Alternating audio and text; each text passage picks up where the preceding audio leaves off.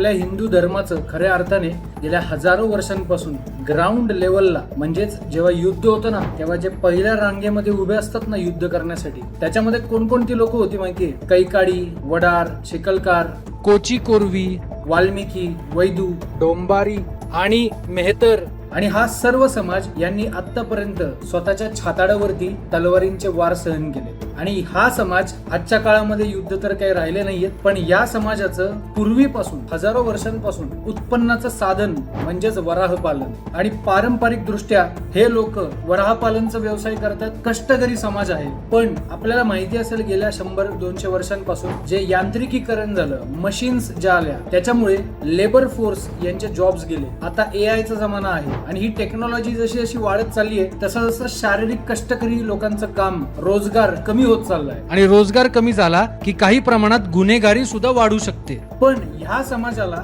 जर स्वाभिमानाने जगायचं असेल तर आता सुद्धा वराह पालन हे लोक करत आहेत. पण आपल्या महाराष्ट्रामध्ये वराह पालन करताना शासनाच्या योजना वगैरे सुद्धा आहेत, केंद्र सरकारच्या आहेत, राज्य सरकारच्या आहेत. तरी सुद्धा एक आपल्या जुन्नर मधलं उदाहरण सांगतो. विवेक मानव आणि गिरीश मानव यांना आतापर्यंत ग्रामपंचायतीच्या माध्यमातून अनेक वेळा नोटीस देण्यात आली. पोलीस प्रशासनाकडनं, ग्रामपंचायत अधिकारीकडनं, प्रशासनाकडनं नोटीस देण्यात आल्या की तुम्ही जिथं वराह पालन करत आहेत, भाडे तत्वावरती तुम्ही जी जागा घेतली आहे, तर तिथं कसल्याही परमिशन्स नाहीयेत आणि तुम्ही ते करू नका. आणि त्याच्यामुळेच हे कैकाडी समाजातला हा गरीब वर्ग जो आहे हा अक्षरशः रस्त्यावरती आला आहे. दुसरं उदाहरण सांगतो. सांगली मिरज कुपवाड आपल्याला माहिती असेल तर तिथे एक मदनी चॅरिटेबल ट्रस्ट आहे. तर त्यांनी सांगलीच्या आयुक्तांना पत्र लिहिलं होतं की त्यांच्या भागामध्ये काही लोक वराह व्यवसाय करत होते, डुकरांचं मांस सेवन तिकडे करण्यात येत होतं, तर फार दुर्गंधी पसरते आणि या लोकांच्या म्हणजे मदनी चॅरिटेबल ट्रस्ट वाल्यांच्या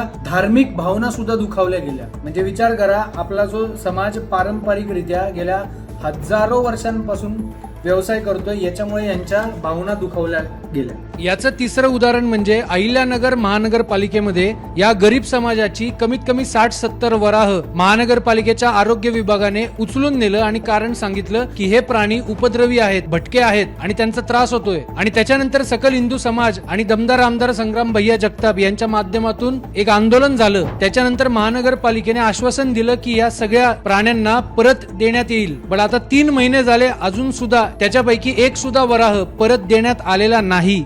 असो, हे सगळे अनेक प्रॉब्लेम ग्राउंड लेवलला आहेत या समाजासमोर. पण याच्यासाठीच आपण काय करू शकतो तर हिंदुत्ववादी आमदार गोपीचंद पडळकर साहेबांनी एक लक्षवेधी लावली आहे आणि ज्याच्यामध्ये त्यांनी महाराष्ट्र शासनाला विनंती केली आहे की वराहला उपद्रवी प्राण्याऐवजी पाळीव प्राण्याचा दर्जा देण्यात यावा. दुसरं म्हणजे पिंक रिव्होल्युशन ची मागणी केली आहे. त्याच्यानंतर महाराष्ट्र वराह प्रजनन आणि विकास धोरण लवकरात लवकर बनवावं. सगळ्यात महत्वाचं म्हणजे शेळी मेंढी पालनसाठी जे विकास महामंडळ आहे त्याच्याच धर्तीवरती वराह पालन करण्यासाठी सुद्धा महामंडळ बनवण्यात यावं. आणि ग्रामीण असो शहर असो दोन्हीकडे स्पेशल झोन्स क्रिएट करण्यात यावे वराह पालन करण्यासाठी. आणि शासनाच्या द्वारे आर्थिक सहाय्य सुद्धा उभं करण्यात यावं अशी विनंती अर्ज राज्य सरकारला करण्यात आलेला आहे की ज्यांनी आपला हिंदू धर्म छातीवरती वार सहन केले आणि वाचवला, टिकवला. या समाजाच्या मागे सरकारने खंबीरपणे उभं राहणं गरजेचं आहे. म्हणून मी शासनाला विनंती करतो की या सर्व